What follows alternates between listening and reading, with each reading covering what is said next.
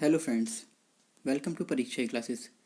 अभी तक मैं मैथ के 4 लेसन प्लान डिस्कस कर चुका हूं और विज्ञान का लेसन प्लान मैंने अपनी पिछली वीडियो में डिस्कस किया था, जो कि अभी केवल एक ही लेसन प्लान डिस्कस हुआ है।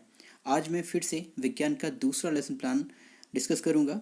जो हमारा प्रकरण होगा आज का वह है विद्युत धारा। चलिए देखते हैं आगे। सबसे पहले हमें दिनांक और दिन यहाँ पर लिखना है। इसके बाद विषय हमारा विज्ञान है, उपविषय भौतिक विज्ञान और प्रकरण विद्युत धारा है।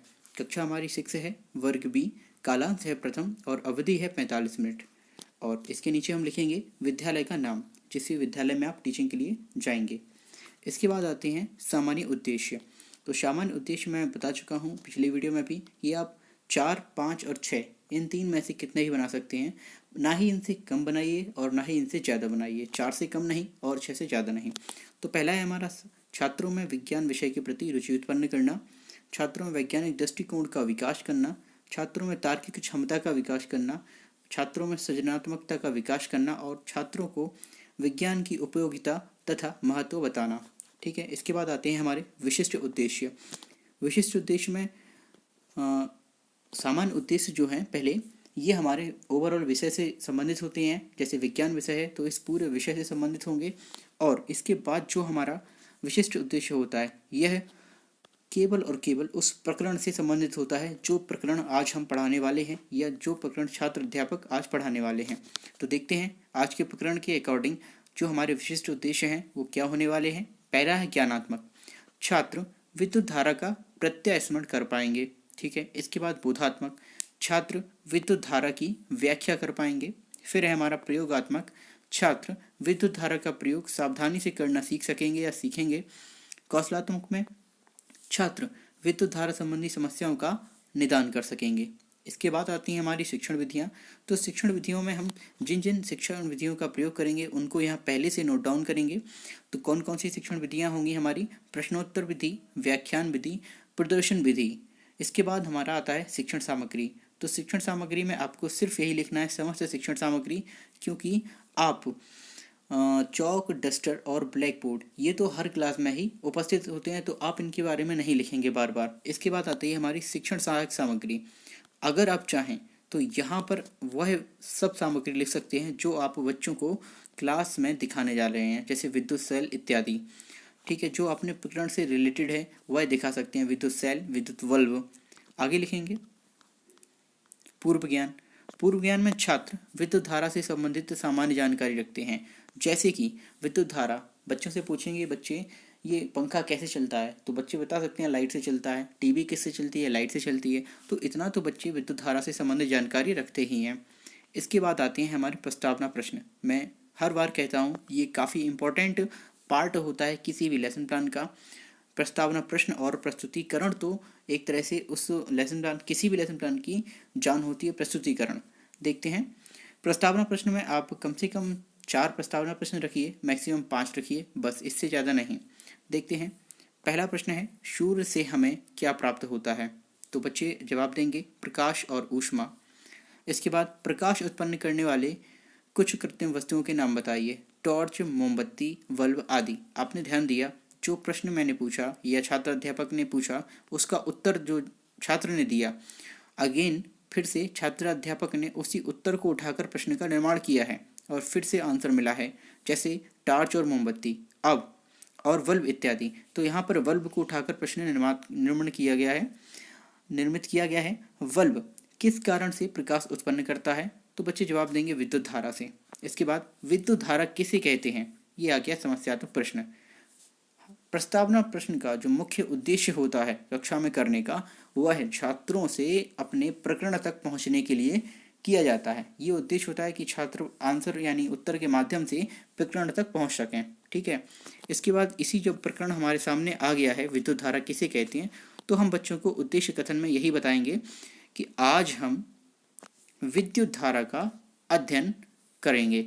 आज हम विद्युत धारा के बारे में अध्ययन करेंगे, विद्युत धारा के बारे में जानकारी प्राप्त करेंगे। आगे देखेंगे प्रस्तुतिकरण। मेन पार्ट इस या किसी भी लेसन प्लान का प्रस्तुतिकरण है। सबसे पहले आपको नोट रखना है कि इसमें 5 कॉलम बनेंगे। शिक्षण बिंदु, छात्र अध्यापक क्रिया, छात्र प्रतिक्रिया, शिक्षण विधियां और श्यामपट्ट कार्य। शिक्षण बिंदु में हमारे मेन रूप से, मुख्य रूप से केवल और केवल 2 होने चाहिए शिक्षण बिंदु। आप 3 कर सकते हैं इन केस, पर 3 से ज़्यादा शिक्षण बिंदु नहीं रखेंगे आप। देखते हैं आगे। सबसे पहले छात्राध्यापक विकासात्मक प्रश्न पूछेगा ताकि बच्चों को उस प्रकरण से जोड़ सके, प्रकरण की ओर ले जा सके।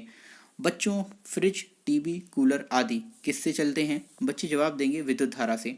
यहाँ पर हमारी जो विधि है शिक्षण, वह है प्रश्नोत्तर विधि।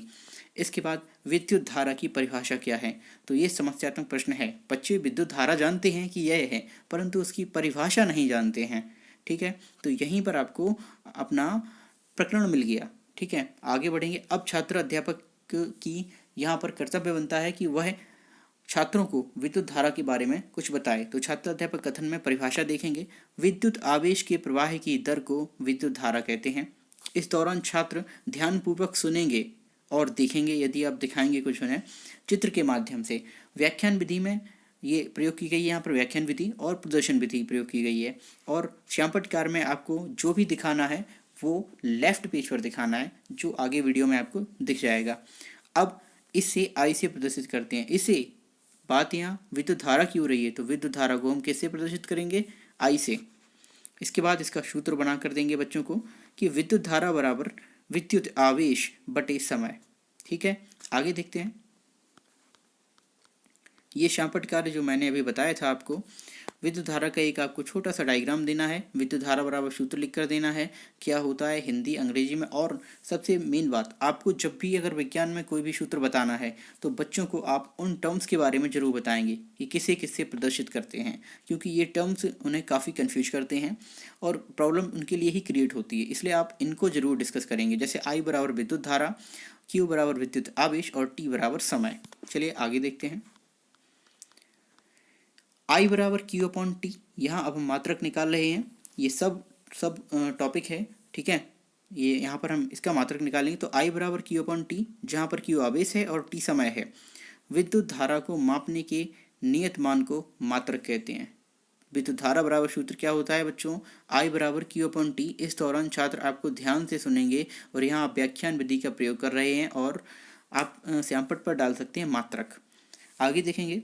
विद्युत धारा आई से प्रदर्शित की जाती है। आवेश क्यू को कूलाम और समय टी को सेकंड में नापते हैं। ठीक है, अब देखेंगे किस तरह से हमारा मात्रक का निर्माण होता है।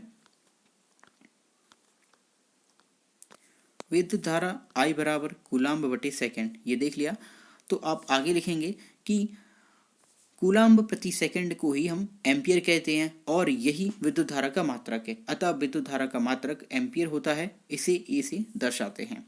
आगे देखेंगे बोधात्मक प्रश्न। आपने जो अपना एक लेक्चर दे दिया, ठीक है, आपका एक शिक्षण बिंदु खत्म हो गया। अब आपको ये जानना है कि बच्चे क्या सीख रहे हैं, बच्चों ने क्या सीखा। आपने पढ़ा दिया पर बच्चों ने सीखा क्या है।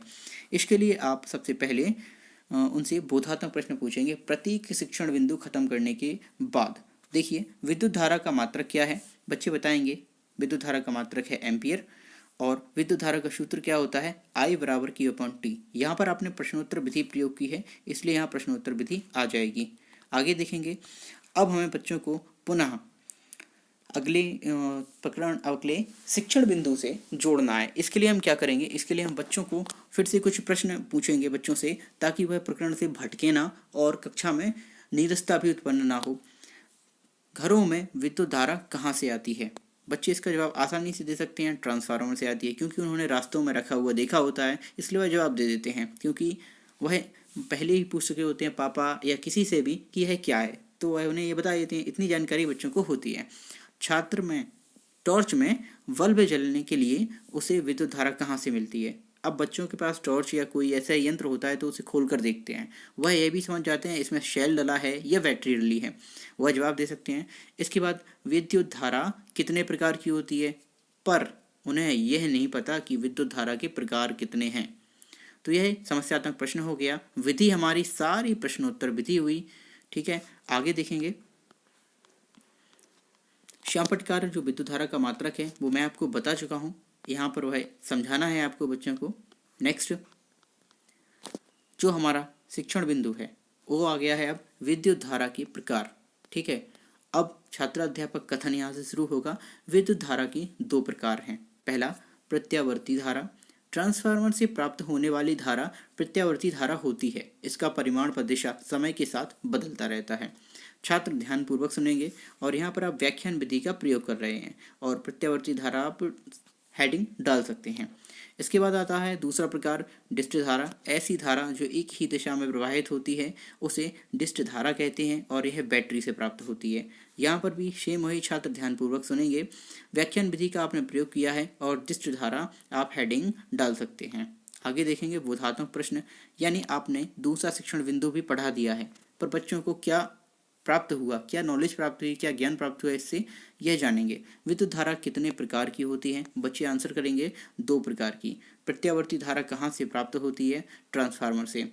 आगे और यहाँ पर विधि जो उत्पन्न हुई है, शिक्षण विधि प्रयोग की गई है, वह है हमारी प्रश्नोत्तर। आगे देखेंगे निरीक्षण कार्य। छात्र अध्यापक कक्षा में घूम घूम कर निरीक्षण करेंगे। इसके बाद पुनरावृत्ति प्रश्न। पुनरावृत्ति प्रश्न वे प्रश्न होते हैं जो आप शिक्षण बिंदु पढ़ा रहे हैं उनसे संबंध रखते हैं। ठीक है, जितने भी शिक्षण बिंदु आप पढ़ाएंगे उन सभी से आपको पुनरावृत्ति प्रश्नों में प्रश्न रखने होते हैं। जैसे पहले मैंने पढ़ाया था विद्युत धारा, तो विद्युत धारा किसे कहते हैं ये बता दिया। इसके बाद विद्युत धारा का मात्रक लिखिए, ये भी बता दिया। अब दूसरा शिक्षण बिंदु है विद्युत धारा के प्रकार नाम सहित लिखिए या बताइए। तो विद्युत धारा ये मैंने सेकंड में पढ़ाया था, इसके प्रकार विद्युत धारा की। इसके बाद डिस्च धारा की परिभाषा बताइए। ये हमारे पुनरावृत्ति प्रश्न हो गए। इसमें हमारा पूरा प्रकरण यहाँ पर इसमें आ चुका है। आगे देखेंगे गृह कार्य। लेसन प्लान का अंतिम जो बिंदु होता है वह होता है गृह कार्य। तो आपको बच्चों को 2 या 3 प्रश्न ही देने होते हैं गृह कार्य में। देखेंगे विद्युत धारा से चलने वाले उपकरणों के नाम लिखिए, बच्चे लिख कर लाएंगे। बैटरी से संचालित या चलने वाले 3 उपकरणों के नाम लिखिए, बच्चे यह भी लिख कर लाएंगे घर से अपने। ठीक है, thank you for watching this video. अगर वीडियो आपको पसंद हो तो कृपया इसे लाइक करें, शेयर करें और चैनल को सब्सक्राइब करें। जो भी बीएड या डीएलएड या बीटीसी कर रहे हैं उनके लिए ये दोनों ही मैथ और साइंस के लेसन प्लान काफ़ी ज़्यादा फ़ायदेमंद साबित हो सकती हैं। इसलिए आपके जो भी फ्रेंड्स या जो भी रिलेटिव बीएड या डीएलएड के लिए फ़ाइल बनाना चाहते हैं, आप उन्हें ये प्लेलिस्ट की वीडियो या वीडियो शेयर कर सकते हैं। Thank you for watching this video again.